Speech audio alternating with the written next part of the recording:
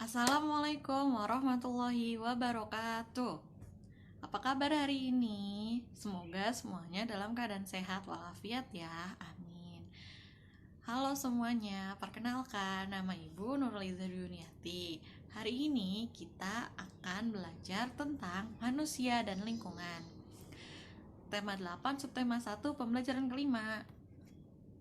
Tujuan pembelajaran hari ini melalui kegiatan bernyanyi, siswa mampu mengidentifikasi berbagai tangga nada dengan benar.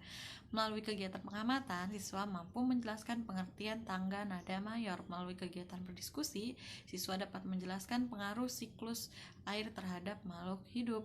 Melalui kegiatan mengamati, siswa mampu mengidentifikasi urutan peristiwa dalam teks dengan benar. Nah, sebelum kita ke tangga nada diatonis mayor, kita nyanyi dulu yuk judul lagunya Kampungku. Ini videonya.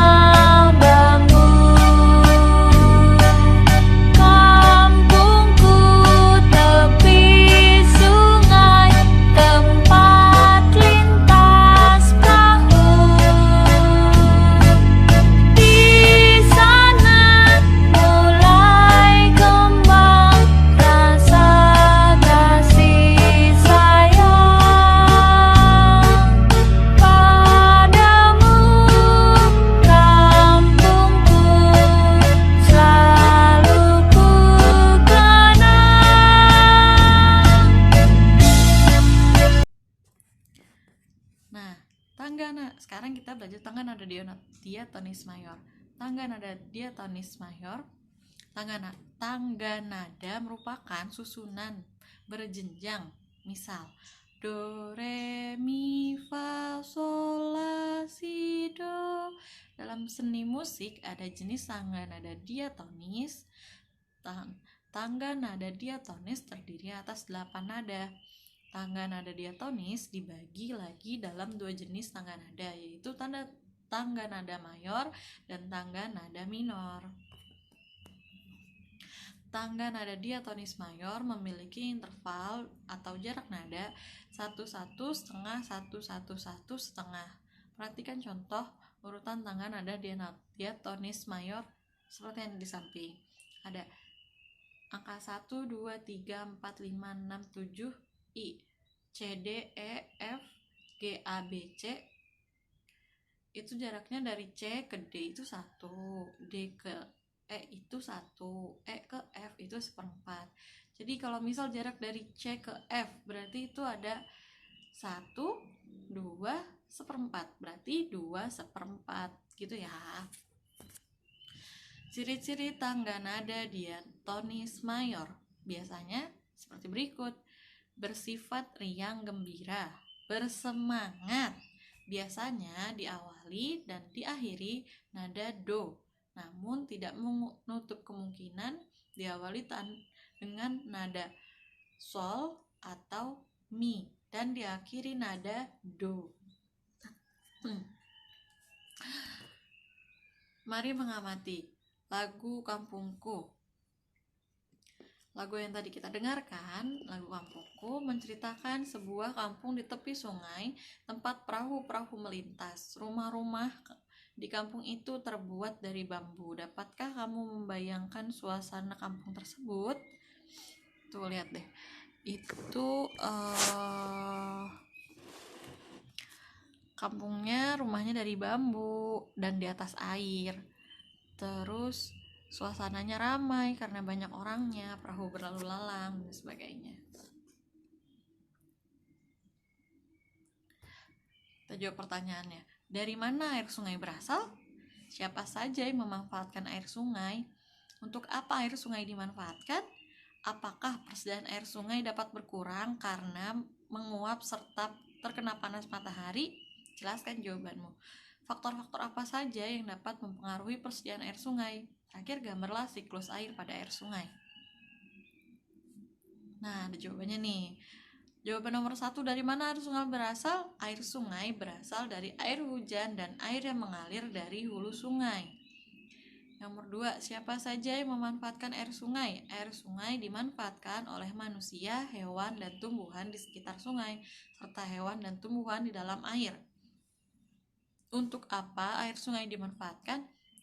Manusia memanfaatkan air sungai untuk mengairi tanaman pertanian, sebagai sumber air keperluan sehari-hari, sebagai sarana angkut. Hewan darat memanfaatkan air sungai sebagai sumber air minum. Tumbuhan darat memanfaatkan air sebagai sumber air untuk proses fotosintesis. Hewan dan tumbuhan sungai memanfaatkan air sebagai tempat hidup. Apakah persediaan air sungai dapat berkurang karena menguap serta terkena panas matahari? Dalam kondisi normal, air sungai tidak berkurang karena menguap. Siklus air akan mengembalikan air yang menguap. Namun, dalam kondisi kemarau yang sangat ekstrim, sungai dapat mengalami kekeringan. Faktor-faktor apa saja yang mempengaruhi persediaan air? Curah hujan, cuaca, kondisi hulu sungai. Gambarlah siklus air pada air sungai. Nah, ini ada siklus air. Yang pertama itu air di permukaan atau air yang di permukaan itu air yang terlihat seperti sungai, danau, laut. Itu terjadi penguapan atau disebut dengan evaporasi, proses penguapan air. Lalu dari evaporasi, awan-awan uap air itu berkumpul menjadi satu, disebut proses kondensasi. Nah, kondensasi ini awan-awan yang sudah berat mengandung banyak air menurunkan airnya sehingga jatuh ke bumi, lalu terjadilah hujan. Hujan biasanya bisa terjadi di mana saja. Lalu hujan airnya kembali meresap ke dalam tanah, dan di tanah akan mengisi sumur-sumur kita di rumah. Juga akan jatuh ke sungai, ke danau, dan mengalir lagi ke laut gitu. Bunga paling berharga. Makale tinggal di sebuah desa yang selalu kekeringan. Hujan jarang turun di desa itu sehingga tidak banyak tumbuhan. Jangankan bunga-bungaan, semak pun jarang ditemui. Suatu hari sebelum berakhirnya pelajaran, Bu Mala memberi seluruh siswanya masing-masing sebuah buku tulis. Buku tulis itu halaman-halamannya dalamnya berwarna putih dan bersampul merah, indah sekali. Buku tulis itu untuk kalian. Kalian boleh menulis apa saja di dalamnya, kata Bu Mala. Saya mau mencatatkan harian di buku ini, kata Nola. Saya mau menggambar wajah setiap orang yang saya temui, kata Wendy yang hobi menggambar. Saya mau membuat herbarium, kata Makale. Bu Mala memandang Makale dengan penuh keheranan mendengar ucap Makale. Kamu mau membuat herbarium? Tanya Bu Mala kepada Makale. Iya, seorang pelancong pernah menunjukkan buku herbariumnya kepada saya. Herbarium itu sangat indah, jawab Makale. Tetapi, untuk membuat herbarium, kamu akan membutuhkan banyak daun. Tahukah kamu? Tanya Bu Mala. Male menganggukkan kepalanya sambil berkata, atau bunga. Di mana kamu akan mencarinya? Tanya teman-teman Makale. Makale memandang keluar jendela. Tidak tampak tanaman sama sekali. Saya akan mendapatkannya, kata Makale sambil tersenyum. Hari berganti hari, waktu berlalu dengan cepat. Buku tulis merah milik para siswa Bu Mala telah terisi berbagai cerita, gambar, dan foto. Hanya buku tulis Male yang masih kosong. Pada suatu hari, sebuah awan hitam berhenti di atas desa tempat tinggal Makale. Tak lama kemudian, awan hitam itu mencurahkan hujan yang sangat deras. Benih-benih tumbuhan yang terkubur di dalam tanah tandus desa itu pun tumbuh.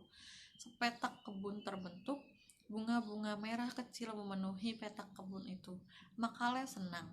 Dipetiknya sekuntum bunga merah, hanya satu. Kemudian ditempelkannya bunga itu ke dalam buku tulis merahnya. Hari berikutnya, bunga-bunga lain telah layu karena terbakar matahari.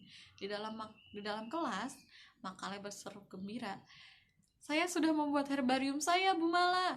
Bu Mala membuka buku tulis merah Male. Herbarium itu hanya punya satu halaman, hanya ada satu bunga di dalamnya. Namun bunga itu paling berharga di dunia karena hanya mekar sekali dalam setahun.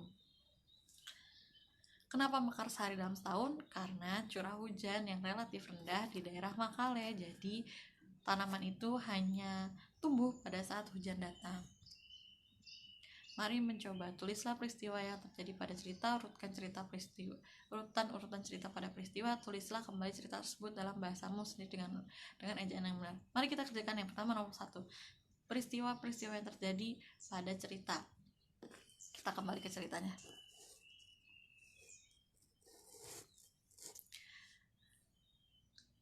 Makale tinggal di sebuah desa yang kekeringan. Lalu di desa tersebut tidak banyak tanaman. Peristiwa kedua, Bu Mala memberi seluruh siswa masing-masing sebuah buku tulis yang bersampul merah dan dalamnya berwarna putih. Bu Mala mengatakan kalian boleh menulis apa saja. Lalu Makale memilih untuk membuat herbarium di buku tersebut. Hari berganti hari, peristiwa ketiga tadi Makale memilih membuat herbarium. Peristiwa ketiga, hari berganti hari, akhirnya hujan turun di desa Makale. Dalam suatu hari desa Makale turun hujan. Lalu ada apa lagi tuh? Makale berhasil membuat herbarium. Sepetak lahan tumbuh subur bunga berwarna merah. Lalu Makale mengambil bunga itu dan membuatnya menjadi herbarium. Hari berikutnya Makale mengumpulkan buku merahnya kepada Bu Mala dan menyerahkan herbarium sekuntum bunga mawar merahnya. Nah, tadi udah berurutan ya Bu Guru. Yang pertama itu desanya Makale kekeringan, gak ada tanaman sama sekali. Lalu Bu Guru memberikan buku bersampul merah untuk diisi oleh siswanya, apapun boleh. Lalu yang ketiga, Makale memutuskan untuk membuat herbarium. Yang keempat, hari berganti hari,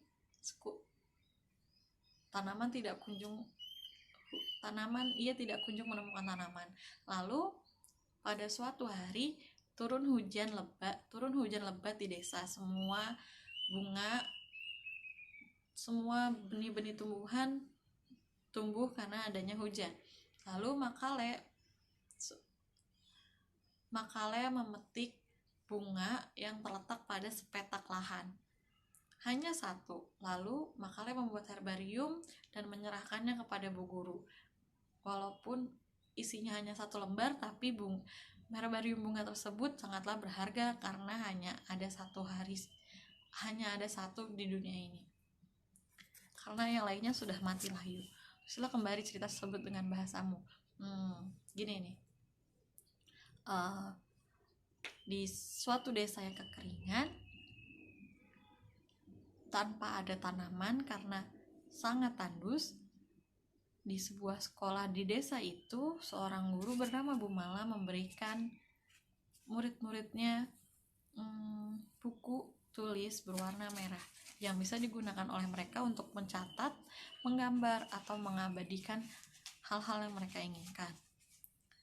Para siswa menjawabnya dengan berbeda-beda. Ada yang ingin menggambar, ada yang ingin menulis, ada yang ingin mencatat, dan yang lain sebagainya. Lalu ada yang ingin membuat herbarium.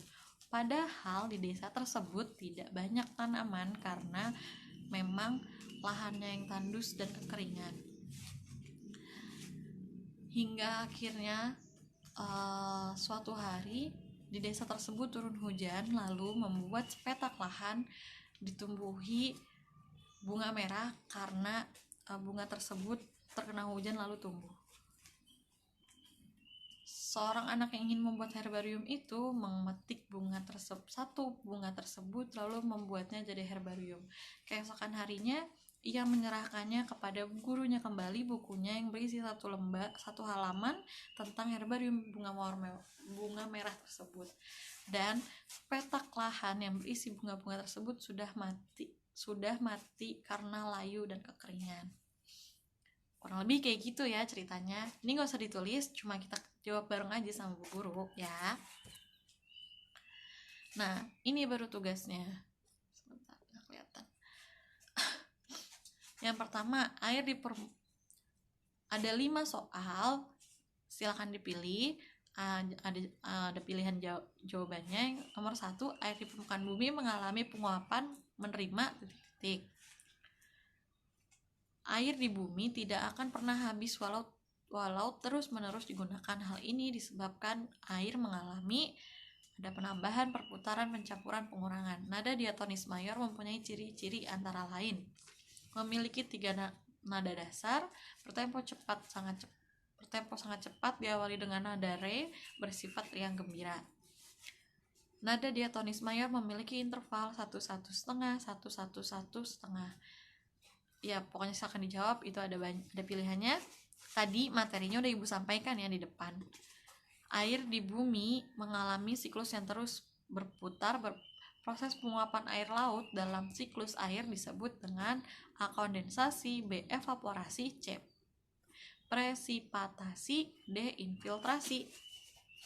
Terima kasih, sekian penjelasan dari Ibu. Kurang lebihnya mohon maaf. Wassalamualaikum warahmatullahi wabarakatuh. Dadah, selamat belajar, tetap semangat, jaga kesehatan, dan jangan lupa ketika keluar rumah pakai maskernya, oke?